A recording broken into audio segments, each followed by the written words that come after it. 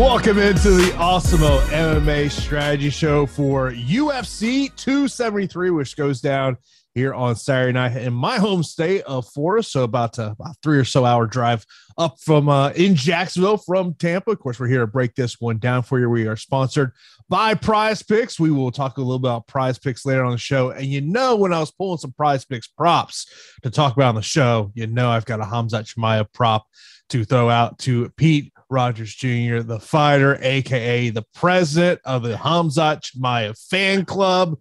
And if Khamzat does not win on Saturday, I might just have to call Pete and just check in on him. Say, hey, are you good? Are you okay? Hey, that's fair. That's fair. I've been waiting for this fight card for a while, and I can't wait to see my boy fight again. And, I think everybody's starting to believe. And after Saturday, I'm hoping that the next fight will be for the title. And then we'll have another debate, because I feel like a lot of people are going to be still back in Usman. And, it's going to be a fantastic fight if that ever does happen. But first, he has a very stiff test in front of him in Gilbert Burns. And we'll have to see if he passes with flying colors. I think he does. Yeah, no question about it. Of course, we'll break down all the fights here. Before we kind of get into the main event and start working our way down, I will tell you, obviously, as we do the show, FanDuel has not released the salaries for the fighters, so we have DraftKings. And Pete, when I looked at the salaries, my first thought was like, oh, man, we've got a lot of 9,000 fighters, and this is going to be an interesting week in terms of creating lineups that you could sit there and be happy with in terms of a GPP. In terms of cash, I do think there's some path with some of these underdogs. Yeah, I would agree with you. I think that, we have a ton of 9,000 options and a ton of quality options. It's not necessarily one where I disagree with a lot of the top options.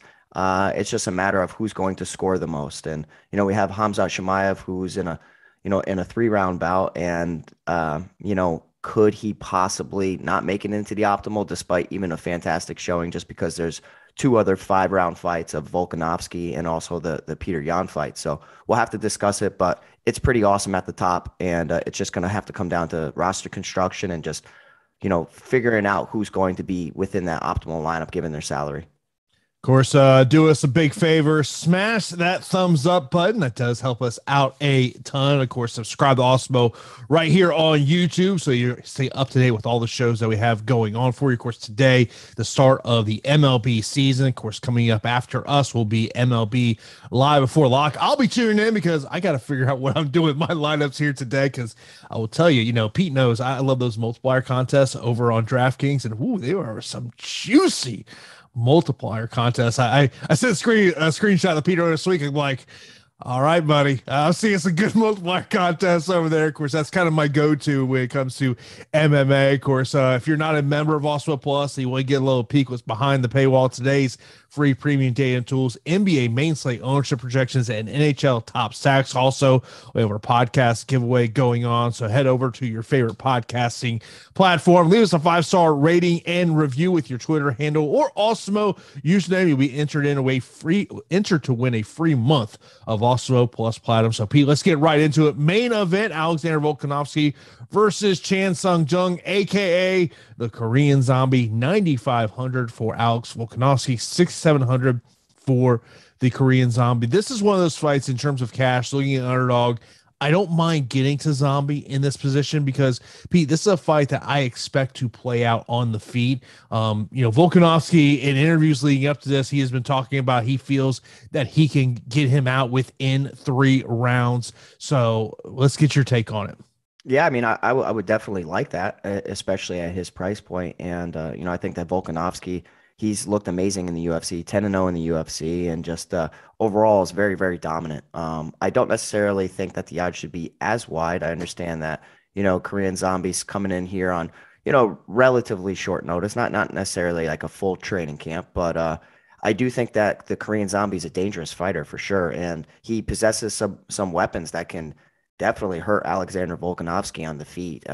Great uppercuts, just good power punches. And it's kind of deceiving because he doesn't necessarily, strike you as a power striker. Granted, I do think that the strength of schedule it's strong, but I don't think it's like at the Alexander Volkanovski level within the past, let's call it 3 to 5 fights. I like what Volkanovski brings to the table. He's just a well-rounded mixed martial artist.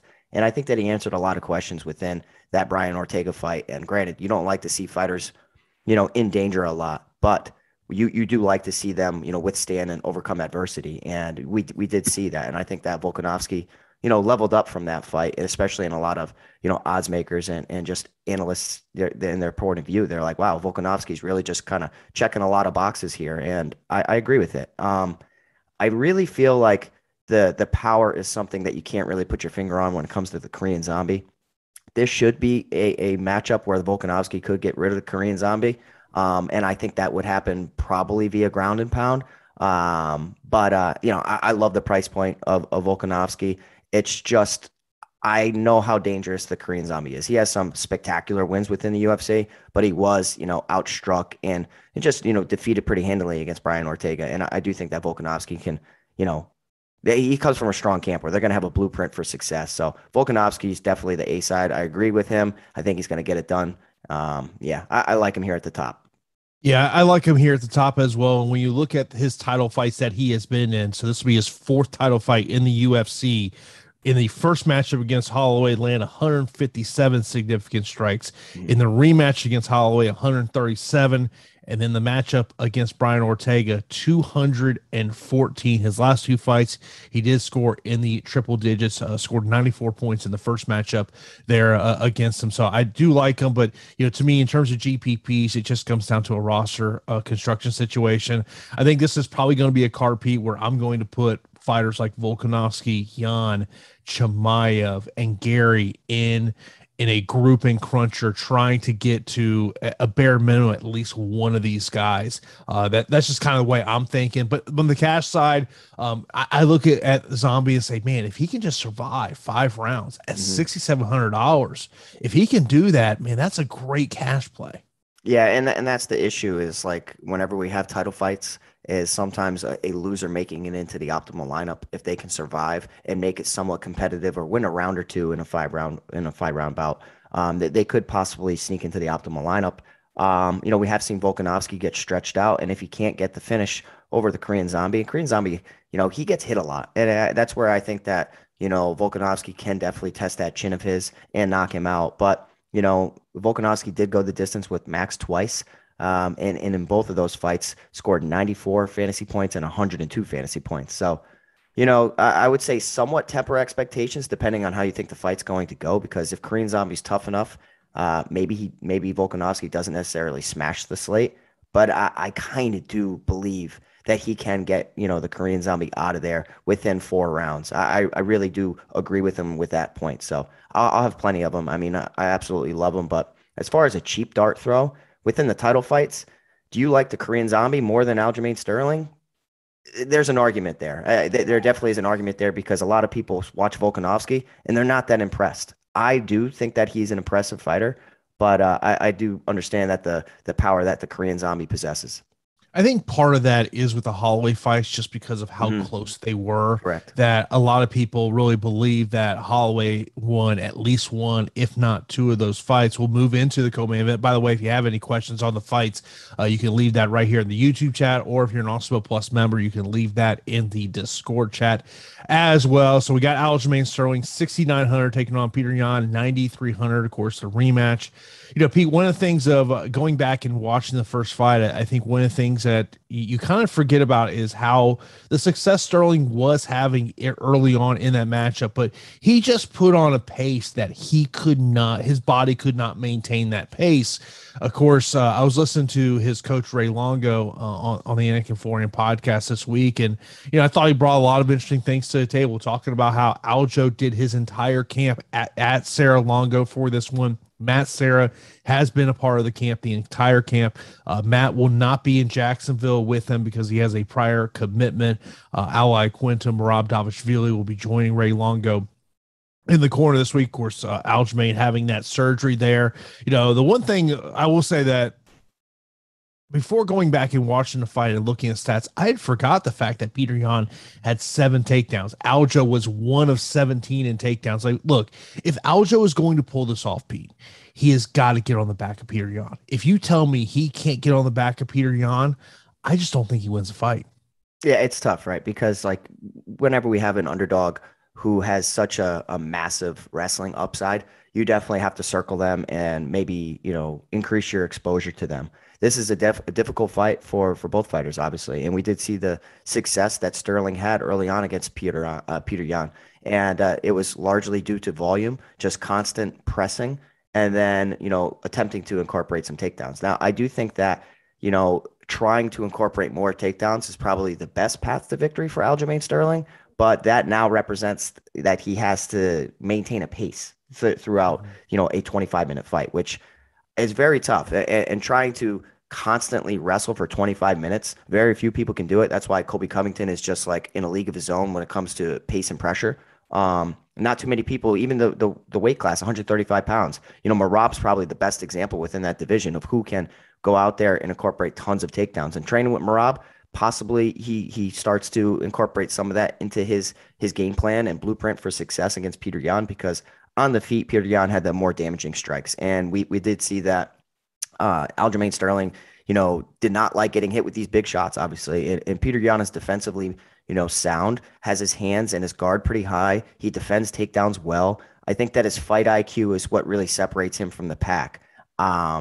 I think that there are, a ton of live underdogs this week. And if you told me that, the number one guy beat the champ, or so to speak, or the number one and number two guys going up against each other, and there's a slight upset, it wouldn't really surprise me, because fighting is, on any given night, somebody can show up, somebody can have an off night, somebody can have a perfect game plan. But I am back in Peter Yan here. I just think that everything that I've seen, the striking, the defensive mindset, the fight IQ, the pace, and I just really like that. I don't know. He has the kill shot to him, where I think that Aljamain Sterling has a decision type of style outside of a submission finish. So I'm back at Peter Yan, but 6,900 for a guy in a 5-round bout with wrestling upside. Aljamain Sterling is going to be one of the best pound for pound values on the slate, given how much success he did have early on in that fight. But as the fight went on, you definitely saw who was the better fighter, and it's Peter Yan. So it's Peter Yan, the pick for me, but I'll be sprinkling exposure on the underdog. Yeah, I mean, and I think the potential 5-round upside of Peter Yan with that pace, with the striking, he could get a lot, and maybe he goes with some leg sweeps to kind of get some those easy takedown points, something to kind of think about there. Of course, the other big matchup of this card, and I said it on my show last night, the fighter that's most intriguing on this card to me, and I think a majority of the people that are tuning in on Saturday night, is Khamzat Chimaev taking on Gilbert Burns. Khamzat Chimaev, 9,400, 6,800 for Gilbert Burns. Look, I know how much you love Khamzat Chimaev, but you got to agree, there is a massive disrespect for Gilbert Burns heading into this one. When we look at the betting odds, when we look at the DraftKings salaries, I mean, come on, bro. First off, against Kamaru Usman, who I think we would all agree, number one pound-for-pound fighter right now, Gilbert Burns was a 2-1 betting underdog. Yeah, no, I get it. I do get it, but I do think that not every fight is equal, and I think that the teammate factor in that, of them knowing each other so well, is maybe why the odds were a little closer in that fight than they should have been. I do think that Gilbert Burns represents the biggest step up in competition for Khamzat Chimaev. Obviously, you guys know, you've been listening to our channel for a while. I'm the biggest on Khamzat Chimaev as far as all prospects within the sport. Tom Aspinall is number 2 for me. I really feel like this guy is one of the best fighters we'll ever see, as long as he stays healthy. And I'm excited to see him perform. And I think that he'll be Gilbert Burns represents multiple dangers, right? He's extremely powerful on the feet, and he has one of the best Brazilian Jiu-Jitsu acumens out there. So Khamzat Chimaev needs to be wise to all these submission attempts that Gilbert Burns possibly throws up there, and he cannot get lazy in any position. And also on the feet, right? Khamzat Chimaev is relatively untested on the feet. There's a lot of question marks, and we don't know how he's going to be if he gets hit with a big shot, if he gets rocked, if he gets dropped. Does his striking look poor? I've watched a lot of in-depth behind-the-scenes footage of Khamzat Chimaev for past year and a half, 2 years now, or whatever. And I have seen him, strike with some of the best strikers. I've seen him grapple with some of the best grapplers. I just think that this guy, what he did to Jack Hermanson in their grappling bout was absolutely mind-blowing. I think that he's going to get an underhook. I think that the body lock takedowns are going to be the difference maker here. He has a unique takedown style where he can avoid danger of Gilbert Burns. Not like he's going out there and shooting double legs, leaving his neck exposed. And I think he's going to get in top position en route to multiple takedowns and ground and pound. And I think he's going to get him out of there. So like we talked about it on our Odd Shopper video that I really like. Khamzat Chimaev via KO, TKO sits at about plus 150. I think that there's great value there. And I think that his path to victory is not submitting Gilbert Burns. It's going to be via TKO, via ground and pound, because if you tell me he submits Gilbert Burns, I would be absolutely mind blown. The one thing that I do believe we will see on Saturday night is I think we're going to see two guys who look like they're in different weight classes. Yeah. Where Gilbert Burns, like to me, if you told me if the UFC ever went with a 165-pound weight class, I think that would be the ideal weight class for Gilbert Burns. And probably for Khamzat Chimaev, if there was a 175-pound weight class, that'd probably be the ideal weight class for him. So I think you're going to see a little bit of a size difference in there. I mean, look, I think Khamzat Chimaev is a great play. The guy has been a stud. Look, when I talk to people who've, been around or have mutual connections, they talk about this guy's gonna be a UFC champion. There's a video going around this week of Brian Stan talking about Khamzat Chimaev like 5 years ago, talking about what he was doing there at the All-Star gym there over in Sweden. And when you talk to people in Vegas, they just talk so highly of him. Let me just say this. Let's rank Khamzat Chimaev, Peter Yan, Alexander Volkanovski ceiling. That's really hard of fantasy points. And the thing really is where, like, I could see Chimaev going out there and getting 110, 115, 120 points. Yeah. But man, when you look at the ceiling of Yan and Volkanovski, with having those 5 rounds to work with, you might put Chimaev third. Yeah, the 5 rounds kind of like makes that the 5-round fighters, be a little bit ahead of Chimaev as far as an upside, where I think the safety and security of Chimaev kind of, balances that out, where I have a lot more faith in him getting a victory over Burns than where like Peter Yan, like if Aljamain Sterling wins 3 rounds, I wouldn't necessarily be surprised.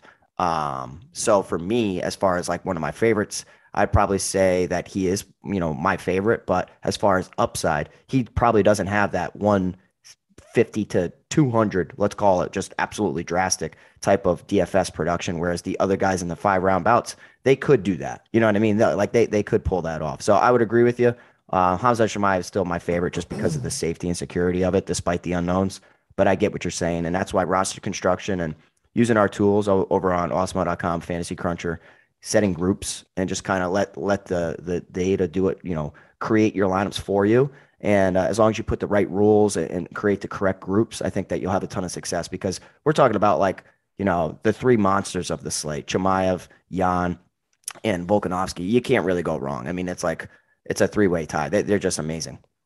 Of course, if you're not an Awesemo Plus member, you want to get access to all the great premium data and tools we have over at Awesemo.com. You can sign for an Awesemo Plus weekly pass for $29.95. Gives you access to everything we have over at Awesemo.com. You get that top fighter tool. We're talking about MMA, ownership projections, fire projections. Of course, we got covered for NBA, MLB, and so much more. And if you just weigh Awesemo Plus MMA pass, you get those as low as $2.95 weekly. Stop guessing, start winning. Join Awesemo Plus today. As Pete says, add Fantasy Cruncher to your account, because that is a key component in terms of creating groups over there. And that's a group I'm going to create this week with a couple various things in terms of MMA. Pete, there's 3 things you might say are certain in life: death, taxes, Tisha Torres going the distance. 16 of her 18 pro fights have gone the distance. We talked about it on the Odd Shopper video this week. I do like Tisha Torres to win by decision here. This is 8,200, 8,000. I do not like this fight for GPP at all, Pete. Like, to me, if I'm going to play a GPP here, I'd much rather throw a dart on Mackenzie Dern, thinking that Mackenzie Dern can get the fight to the ground. We have seen Tisha Torres get taken down. But if you're Tisha Torres, don't play jiu-jitsu, bro. Yeah, no, you're right. And this is an interesting fight. And, Mackenzie Dern represents one of the, best submission skills within the division in all women's MMA. And even like, for all divisions, even across, men's divisions, like her submission skills are just exceptional. That's where, like, if she gets you in a bad position, you have to be extremely careful and wise to all the submission attempts. I do think that Tisha Torres is I don't want to say smart enough to avoid it, but I think that she has enough experience to avoid some of the worst positions that Mackenzie Dern can represent.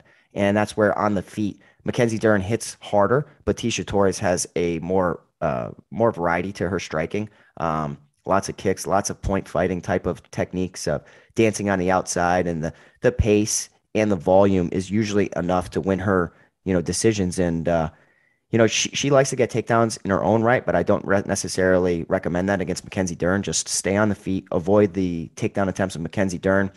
Hopefully, she's able to avoid submission attempts, because if Mackenzie Dern gets her down, she can threaten the neck better than anybody. But I would agree with you, and I do like Tisha Torres here. I think the experience and just everything that I mentioned, it's just going to be a little too much. So at 8,000, you could do worse as far as a fighter that can get you a victory, because you know I don't know. She's safe as far as like women's MMA tends to get stretched out. I've seen more from her against tougher competition. It's just like what's she going to score? 70 points? There's probably better options on the slate, but the GPP upside of Mackenzie Dern via submission finish is something to note as well. So the pick is Tisha Torres for me, but I agree with what you're saying. Of course, Tisha Torres has only scored triple digits on DraftKings one time in her career. That was that win there against Sam Hughes, where I think everyone was pretty much on her in that fight, because just there was a drastic difference in level of competition here. But, I would say this, in terms of this price range, I don't feel good saying it, and we'll talk about this fight later. I'd rather get that heavyweight matchup of 8,100 versus 8,100 and Vandera from a GPP aspect. I don't. If you want to get this fight to cash, I'm not huge on it, but I can understand why you do that because of the price point. Let's move next up. We got a matchup between Vince Pichel and Mark O. Madsen. Vince Pichel 8,400, Mark O. Madsen 7,800. Pete, the number is 15. That is the number of times that Vince Pichel has been taken down in his last 4 fights. And clearly that is a path here for Marco Madsen. But me and you were talking about this earlier this week. What scares the crap out of you about Marco Madsen is, does he have 3-round cardio? Yeah, I mean, I'm not necessarily bold on one side or the other. I think that Mark Madsen clearly has a takedown advantage over Vince Pichel. And I think that as 7,800, he's going to be one of the most popular plays. He's an underdog with tremendous wrestling upside, and against a guy who is pretty terrible at defending takedowns. But as this fight goes on, you do worry about Mark Madsen possibly exhausting himself and Vince Pichel starting to come back and possibly get Mark Madsen out of there as the fight, hits that 3rd round or later in the 2nd round. But I mean, I don't know. That's a lot, because sometimes finding a finish is very tough, and finding a finish after getting ragdolled is also tough. I think that Vince Pichel will work to his feet pretty well. He just could possibly get, slam, takedown over and over and over. And if Mark Madsen's able to just be wise and dance on the outside and avoid danger for the 3rd round, he could have two rounds in the bank. And that's kind of what I'm thinking is going to happen here. I'm going to pick Mark Madsen, but like I said, this is one of my least confident picks on the card, just because I wasn't that impressed in Mark Madsen's previous fight against Clay Guida. It was primarily a stand-up affair. And I was like, man, Clay Guida could easily win this fight, and it would absolutely surprise me. And obviously, it was close. It was a split decision. He threw 192 strikes on the feet, only landed 98, only attempted 1 takedown. But I think that was because, Clay Guida is a little tricky in the wrestling department, and even with his submission skills. And I think with a path to tons of takedowns, this could be reminiscent to that Austin Hubbard fight where he went 8 of 12 for takedowns and scored crazy, right? Like 8 of 12, Jason, you would expect him to have a better score than this. Scored only 91 fantasy points. And I think that's largely due to that gas tank starting to evaporate as the fight goes on. So I'm picking Mark Madsen, but be careful with this one. By the way, Dave mentioning in the chat says, why are we not going in fight order? We are going in fight order. This is the fight order as of right now. All right. So I will say this. I was a little surprised that Ian Gary's not on the pay-per-view. I was a little surprised by that, but this is a fight. You're right. Yeah. Literally, I was like, because I pulled up from the ESPN MMA website, which is always pretty accurate. I went over to the UFC website. I'm like, yeah, that's a battle order that's listed over there as well. So this is the battle order now. I mean, look, could the battle order change over the next day or so?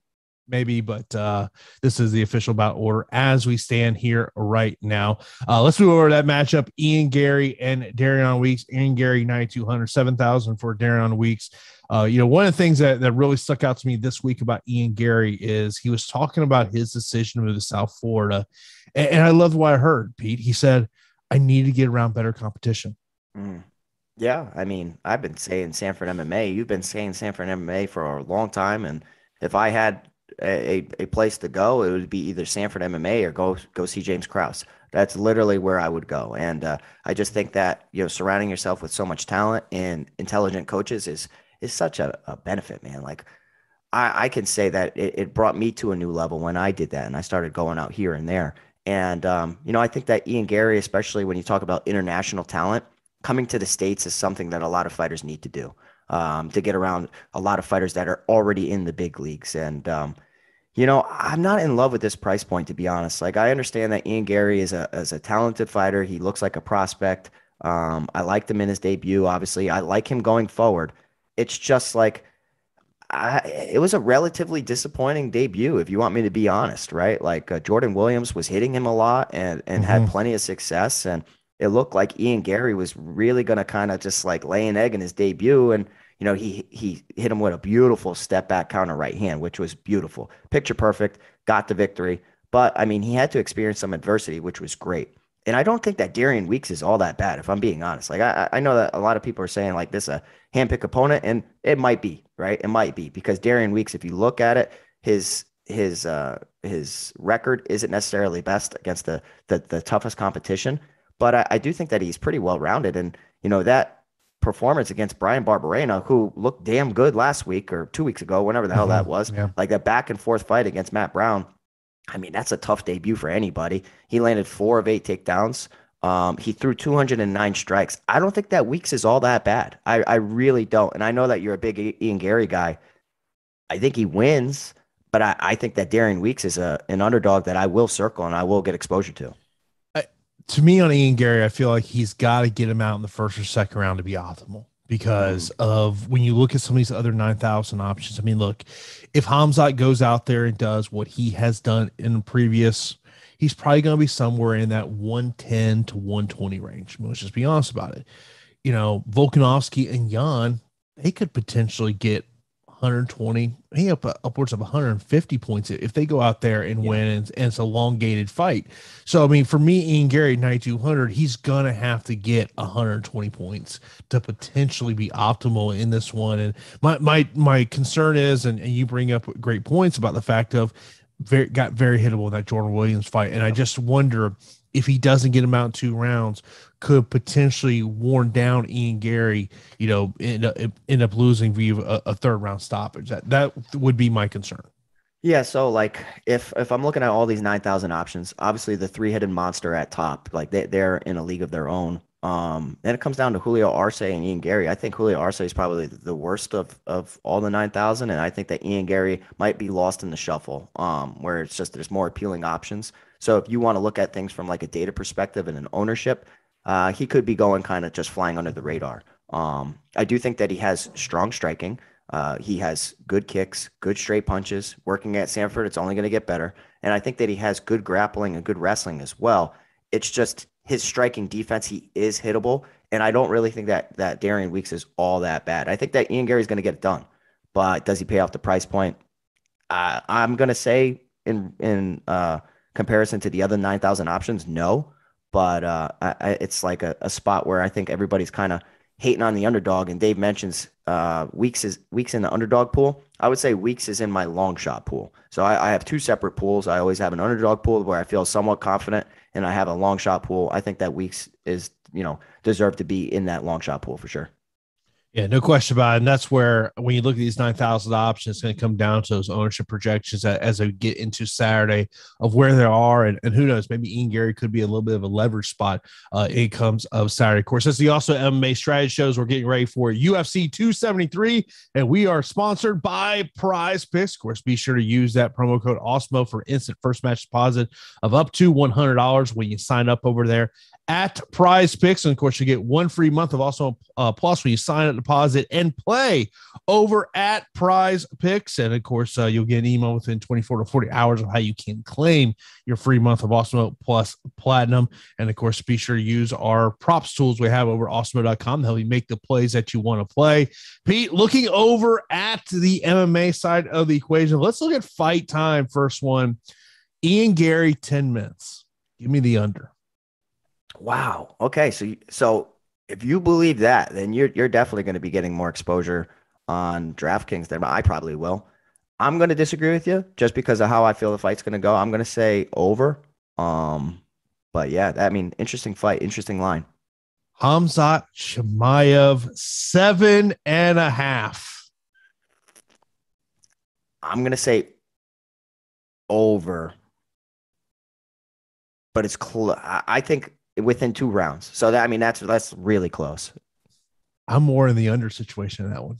Oh, wow. Okay. I think you are going to see an over aggressive Gilbert Burns. Well, I think you're going to see a Gilbert Burns try to attack him. By the way, I saw someone note this. The Peter Yan line on Fight Time's 20 minutes, it was initially 23.5. So people have been pounding those lines. That's one of the things we always talk about our prize picks is you got to get on these lines earlier in the week. Takedowns, Chimaev too. Yeah, more. Really?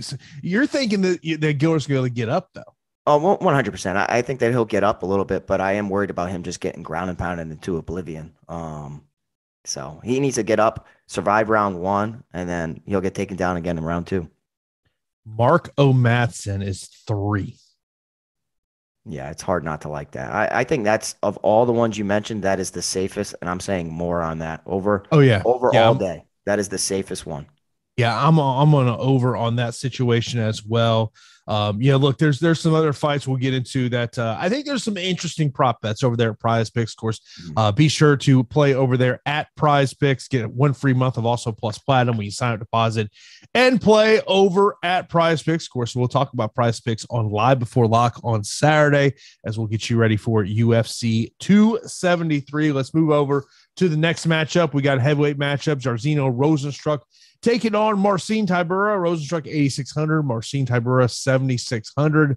Man, in terms of GPPs, Jairzinho Rozenstruik is someone that's sticking out to me this week. Yeah, I love him this week. And, I think that Marcin Tybura is just a big guy, obviously. And if he can take you down, he's dangerous. Finding a submission is something where if he was, more of a submission type of guy, I think that I would be backing him in a situation like this because I do think that Jairzinho still has holes. He's patching his holes.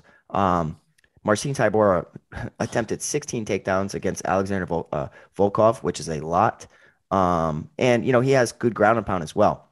So if he can get Jairzinho Rozenstruik down, that's definitely a path to victory. But man, you're talking about Marcin Tybura, who is extremely hittable. And when he loses, it's because he gets hit with a big shot and he gets knocked out. I mean, he lost to Augusto Sakai, Shamil Abdurakhimov, 2 fighters that really are not in my good graces. And, the Derek Lewis KO, that's whatever. But losing to Augusto Sakai and Shamil Abdurakhimov in the ways that he did against one of the best KO guys within the division, Jairzinho Rozenstruik, this seems like a step down in competition from Curtis Blades. Obviously it is. And, this is a challenge for sure for Jairzinho, who's more of a one-dimensional type of guy, but I do think that he passes the test, and he's able to defend takedowns. He defended 12 against Cyril Gane. I'm looking at Fantasy Cruncher right now. That's pretty damn impressive, and I do remember him being game, and he's tough. So Jairzinho at 8,600 seems like a smash spot. Sometimes his lackadaisical output is something to always be in question. That Overeem one really sticks out like a sore thumb, where he's just getting out volume and outproduced, and then finally bails himself out of jail with that big-ass right hand, big left hook. I think that Jairzinho at 8,600 is going to be a part of tons of my lineups. No question about it. I mean, I really, this is a fight that I will target in terms of GPP. But, one thing I will say is if Marcin can drag this fight to the third round, kind of becomes a little bit interesting there. Next up, we have got a female match between Aspen Ladd and Raquel Pennington. 8,900 for Raquel, 7,300 for Aspen Ladd. I want to see what Aspen Ladd looks like on the scale tomorrow. Yeah, fair, brother. It is fair. And, like Aspen Ladd within the UFC, 4-2, Raquel Pennington, 10-5.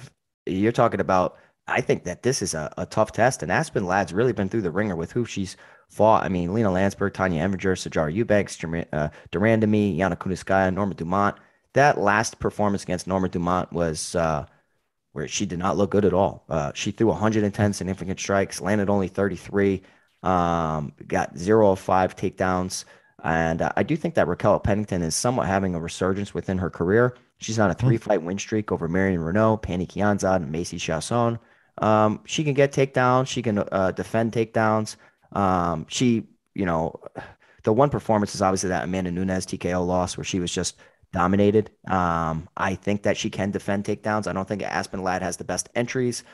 She has great ground and pound, but getting her there, Ladd will beat apart in my long shot pool. And I think that the odds are a little too wide for a fighter who's stepping up on relatively short notice. Raquel Pennington, 8,900, definitely not getting to her.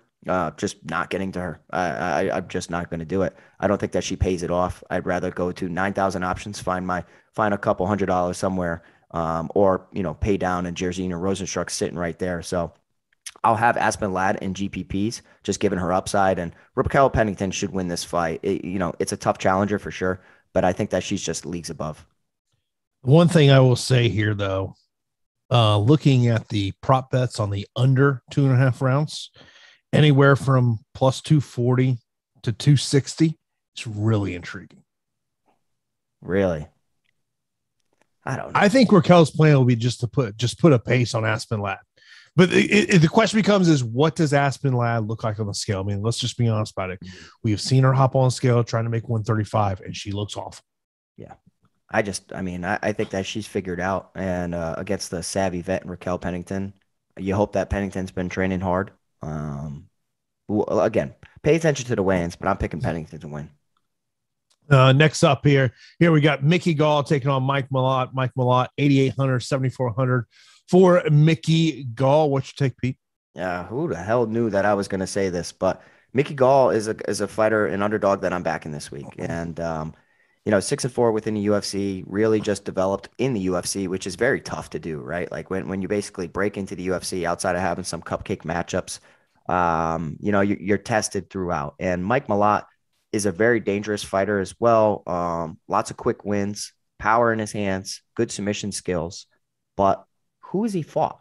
Who has he fought that's really like within this welterweight division that's going to, that's similar to Mickey Gall. And I know Mickey Gall, not really the best guy because, he's been dropped in multiple fights and nearly finished. And that's something to worry about. But working at Sanford MMA is, going on Instagram. And it's what I always do. I go on Instagram. I check everybody's social media.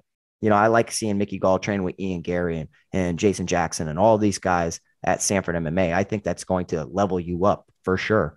I don't think that Mickey Gall is all that good of a fighter. I think that he has tremendous submission skills. And if he gets you in a bad spot, but I do look at Mike Malott as like a guy who's had quick work within his fights. And what happens if that fight gets stretched out? I don't necessarily think that Mickey Gall's striking's all that bad. It's just a fighter that I think could come through, and he's really fought the tougher competition. I mean, listen, Alex Morono, Jordan Williams, Mike Perry, Diego Sanchez, Randy Brown, Sage Northcutt. I listened to some interviews and Mike Malott saying that he's going to finish Mickey Gall. I would be really surprised. Diego Sanchez, the only guy that was able to do that inside the UFC. Randy Brown didn't finish him. Sage Northcutt, Mike Perry, even Alex Morono didn't finish him. So it's 2022, Jason, and I'm back in Mickey Gall, 7,400. I mean, look, when you go back to that Contender Series fight with Mike, Shimon Saproski just could defend, it looked, just could defend a submission, and it's one of those things where it's an interesting test for Mike here. I don't see me getting to a ton of him at 8,800 because of what you just mentioned there about, how Mickey is, he's just a tough guy to stop, and we'll see what happens there. But Nick, go ahead. Oh, yep. Just one quick thing on that though. Like a lot of times these fighters have that unknown factor about him. And Mike Malot's a guy where if he doesn't have a box score and if he comes in super, super low owned where like nobody's touching him, he does have power. He did train at Team Alpha Male for a very long time. And this could be a situation where maybe the damage has caught up to Mickey Gall. I don't necessarily foresee it. I think that this fight's going to go the distance. And who do I favor? I have to favor the guy I've seen against tougher competition in Mickey Gall. No question about it. Heavyweight matchup of salaries of 8,100 on both sides of the equation. Alexei Oleinik and Jared Vanderaa. I mean, look, Pete, you're not going to feel good about putting either one of these guys in your lineup. You've got one guy who might have 40 pounds on fight night, 50 pounds on fight night on his opponent, that being Jared Vanderaa. Oleinik, we just know. I mean, if Oleinik can get this fight to the ground, Jared Vanderaa is in trouble. But this is the thing why you love Oleinik in terms of GPPs. If he's coming through for you, he's finished him within a round and a half. Yeah. If you tell me this thing makes it to the third round, I want Jared Vanderaa. Yeah, I mean, I'm not really too torn on this one, to be honest. Like, Alexei Oleinik, he had, a ton of interesting fights for sure. But I really feel like he's so old and, he's seen it all and he's taken so much damage. And I don't think that there's a chin there. Like we've seen him get knocked out by tons of people. And his cardio is terrible as well. So outside of like a sneaky submission, I just don't see how he necessarily wins. And, he was able to win a fight against Fabricio Verdum, where it was a split decision, but, he threw tons of volume and, that type of style could possibly work out. I just don't think that he has the gas tank against a guy in Jared Vanderaa, who's a big, big guy. And I don't think that Jared Vanderaa is all that good, Jason. I truthfully don't. But last fight against Andrei Arlovsky was pretty close. He got ragdolled against Alexander Romanov. It's the Justin Tafa fight, right? Like throwing and landing 121 significant strikes against Justin Tafa, who, hits really damn hard, and just walking him down, putting him on his back foot. I think that's something to note. So I'm backing Jared Vanderaa here. I think that he gets Oleinik out of there. I truthfully do. And you could have Tisha Torres at 8,000, find $100, find $100, get to Jared Vanderaa or Alexei Oleinik. If you're backing Oleinik, I'm backing Vanderaa. I think he gets him out of there. I'm going to get to both sides of this fight. Yeah. What scares the crap about Oleinik is if he can't get the submission within 7 minutes. Yeah. If this thing is a elongated fight, to me, it is totally advantage Jared Vanderaa. For Vanderaa, you got to use your weight advantage that you're going to have in this fight. I could very well see a thought process of they're just going to try to make it a kickboxing matchup for the first round and a half. And then once they feel that Oleinik is worn down, then you start going the takedown route. I mean, look, if I'm Vanderaa, I'm not trying to go with the wrestling early on in this fight because he could very easily get submitted off his back. Yeah, oh, for sure. And, my buddy Josh is in there saying that Vanderaa has a horrible takedown defense. He's right. He does. I think that if Alexei Oleinik had stronger wrestling, I think that he has good grappling, but I don't necessarily see him as being like an amazing takedown artist. I would definitely be worried about Jared Vanderaa, especially if he gets down and you have big Alexei Oleinik on top of you. But I really feel like Vanderaa can pound him out. Even with somewhat pillow hands, as everybody in chat's saying, he has good volume. And at this point, Alexei Oleinik's just going to cover up, shell up, and just get teed off on. So I'm backing Vanderaa pretty handily. Of course, we'll see if one of these guys makes it into the optimal lineup on Saturday. And we want to see you go into the Awesemo Hall of Fame on Saturday. Of course, you know what you got to be doing. You got to be rocking that Awesemo avatar on your DFS profile. Tweet your wins to @AwesemoHOF. And when you finish in the top 3 of the contest, over 5,000 entries, you'll win a free month of Awesemo Plus Platinum. Of course, you can only win that one per calendar year. So go through some of the people that have recently gone into the Awesemo Hall of Fame. Congratulations to Fields. Taking down over $6,000 in a NBA contest over there on DraftKings. Also, Ryan taking down second place in an NBA contest, wins $600. Congratulations to you. Fick taking down first place in a PGA contest. Of course, the Masters going on right now, winning $600 there. Also, Steve taking down first place over there, $6,000. Congratulations to you, Steve.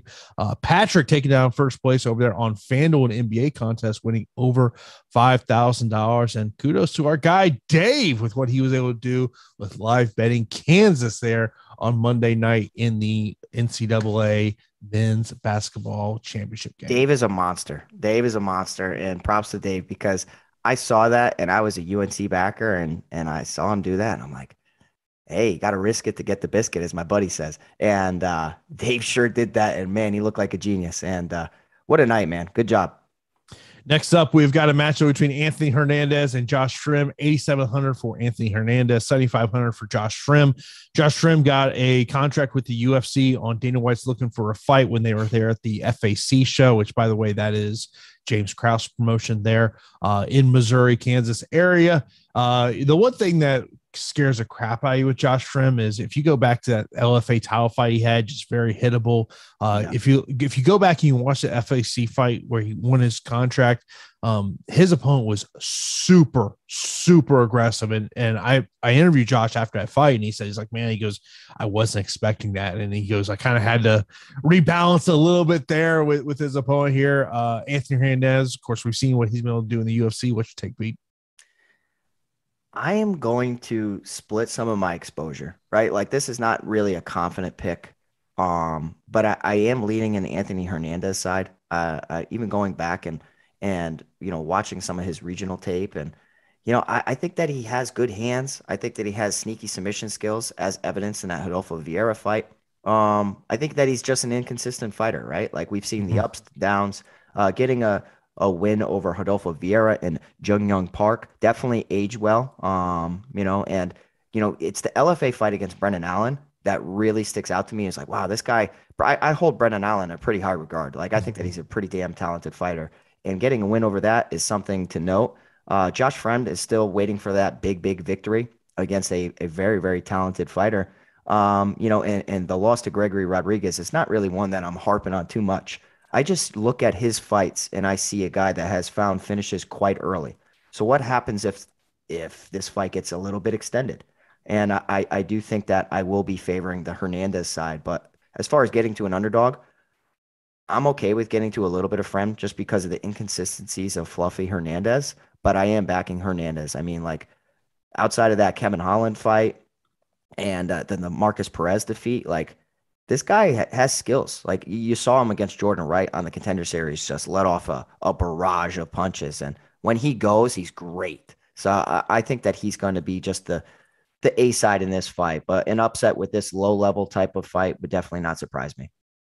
Next up, we got a female matchup. You got Rodriguez taking on Hansen, 8,300 for Rodriguez, 7,900 for Hansen. Of course, Hansen, her last fight, she was at 125, now back down at 115. And we were in that matchup there against Jasmine, you really saw the size difference. And, obviously, Kay was not able really to have the success that she has had early in her career with the ground game. She's still a very young fighter, 22 years old here. I think she's fighting for a UFC job here. If she doesn't get the win, I think she'll be cut.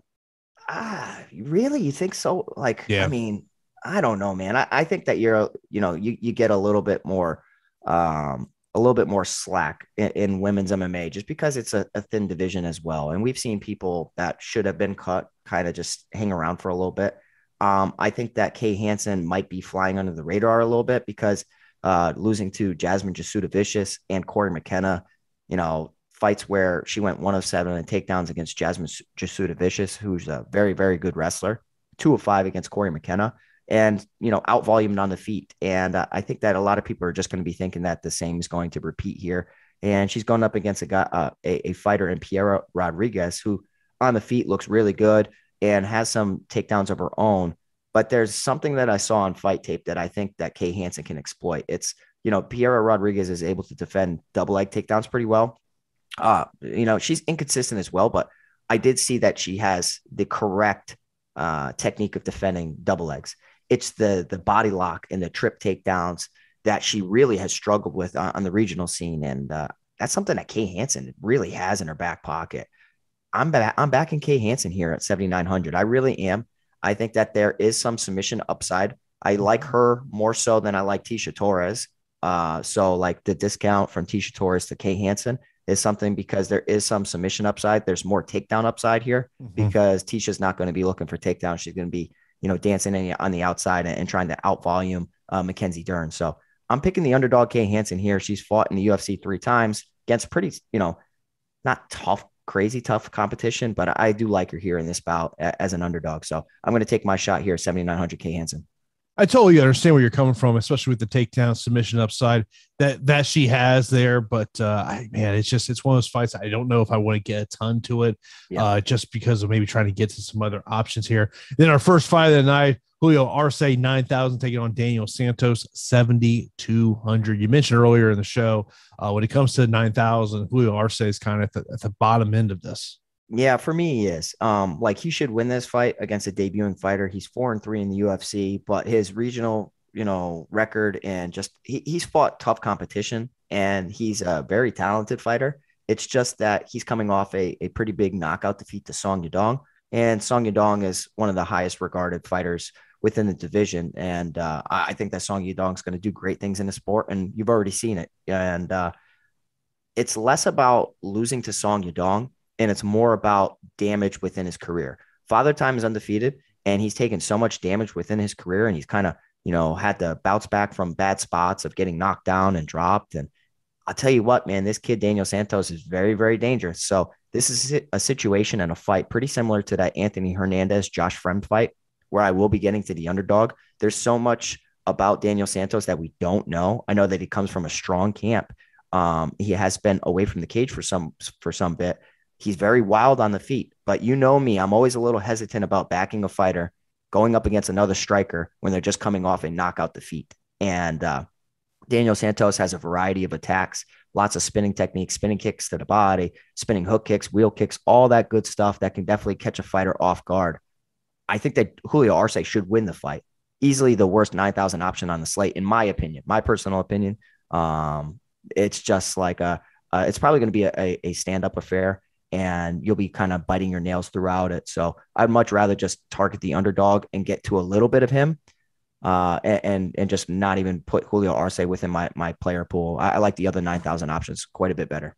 Yeah, it's been over 2 years since we've seen Daniel Santos. Not a ton of footage out there on him, too, which kind of sticks out there. Well, Samuel, appreciate you in the super chat. We'll get to you here in a moment. Pete, let's go our straight up DFS picks.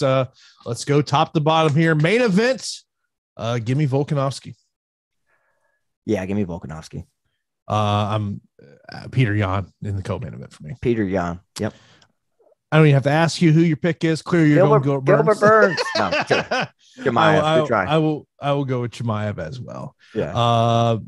Torres and Dern. I like Tisha Torres. Tisha. Madsen and Pichel. I'm scared on this pick. I'm going to go Marco Madsen, but I'm scared about that third round. Well, I totally agree. Mark Madsen. I will take Ian Gary against Darion Weeks. I'm not as confident as you, but I'm still going to say Ian Gary. Give me Rosenstruck over Type Burrow. Rosenstruck. I want to put an asterisk next to this fight right now because I want to see what Aspinallad looks on the scale. But right now, I will go Raquel Pennington. I'm going Raquel Pennington. Mickey Gall against Mike Malott. You've kind of talked me into Mickey Gall here. I'm scared about that. I'm very scared about it, but I am picking Mickey Gall. Olenek Vandera. You're going to do it, aren't you? Give me Alexei Olenek. Give me the old guy. Give me, even though you hating on the 44-year-old. I mean, he's going to be sitting upside down after round one, huffing and puffing. But give me Jared Vandera. Or his hands are celebrating victory because he's done an Ezekiel choke on him. Vandera is pretty bad. Vandera is pretty bad, but I'm still picking him to win. Like if I tell you sit there, Vandera takes him down the first round. He better not, dude. Don't take him down. Because you might get Ezekiel choke right then there. Yeah. Yeah, you're right, though. It's like, dude, don't do that. Like, have some fight IQ. Anthony Hernandez versus Josh Frimm. I'm going Hernandez. I will go with the upset in Josh Frimm. Okay. I don't hate it. Rodriguez and Hansen. I'm going Hansen. I feel like we're gonna disagree. I'll go Rodriguez. Okay. Arce and Santos. Give me Arce. Arce. Sam, appreciate you in the super chat. So we got top two cash GPP. So in terms of cash games, To me, my top cash would be Volkanovski. Okay, I'm gonna say I'm with you. It's Volkanovski and Chimaev for me. The second one for me would be Chimaev. I would put him in top cash. But of course, if you put those two guys in your cash lineups, well, you gotta start digging for some 100%. real low end options. GPPs. To me, it's main event, co-main event. It's just because of the ceiling. For sure. 5 rounds, definitely prioritized. In terms of underdogs, I think you got to look at Marco Madsen because of the takedown abilities at 7,800. And then I think you got, when you talk about takedown potentials, I think Kay Hansen has got to be in that equation as well. And as much as I love Peter Yan, I don't mind taking stabs at Aljamain Sterling. Yeah, I would agree with you. I will say that it's Marco Madsen and Kay Hansen from a takedown perspective. Mickey Gall could win the fight, and I'm picking him to win the fight. I just don't know if he scores well because I don't think that he's going to get a finish. Inside the distance fight. So I'll just kind of start labeling out some fights here. Hernandez, Frem, Olenek, Vandera, Rosenstruck, Tybura, Gary, Weeks, Chimaev, Burns. Let's do a ton of match you. I don't even know what happened. Of fights inside the distance. Oh, okay. I'm like, what are you doing? I was reading a comment and I totally blanked on what I mean. I think that there's going to be a lot of, I'm going to say over on that finish. Yeah. Top leverage plays regarding salary and outcome. Gary's got to be a big leverage play because of the other 9,000 options. He's just going to go be glossed over. Arce could as well. Who? Julio Arce. Yeah. Because everyone's going to be getting a Chimaev, Yan, and Volk. Yeah, I'm with you. He just hasn't scored well. Like in any of his wins, Arce is like 88, 89 fantasy points when he was getting pieced up against Julian Erosa in the 3rd round. Top optimal plays. I'll give you some fights that are sticking out to me as ones I think have a high probability of being optimal. Hernandez Frem is one of them. Yeah. And I'm going to get to Fremd. I really am, even though I think that Hernandez. And I got to say it's Chimaev Burns. It's probably that 8,100 fight for me, to be honest. I just think that the Vandera, Olenek, big guys, horrible gas tanks. I think that fight's going to sneak into the optimal. I think Sam has set a good number on the over-under finishes at 7.5. I'm saying over. There's a lot of fights, Jace. There's a lot of fights. Well, 13 fights. Yeah, right? 13? I don't know. It seemed when I was breaking it down, I was like, man, there's a lot of damn fights. I mean, like if you sat there and said fights that you think have a high probability of going to decision, Dern Torres, number 1. Vlad Pennington, 2. Yeah. Outside of that, I think of the top 3 fights, the co-main event's got the highest probability of going the distance. I don't think it does. Yeah. I think you get a finish at some point. I'm saying over on that number, man. I mean, good line, Sam, but I'm saying over. Yeah, I would probably lean over as well in terms of that as well. Of course, we'll be back here on Saturday for Live Before Lock. Of course, coming up in 30 minutes from now, we've got MLB Live Before Lock to get you ready for today's MLB slate. I know Pete's all excited. He's all excited. Wait. I can't wait for baseball, man. It was my first love, and then I love it. I cannot wait, and can't wait to see, watch our videos and definitely start making some lineups. Of course, if you're watching us after the fact, you can leave a message in the comments. Myself or Pete will get back to you when we see that comment. Of course, be sure to smash that thumbs up button as you exit the show. We will see you on Saturday for Live Before Lock. Have a good day, everybody.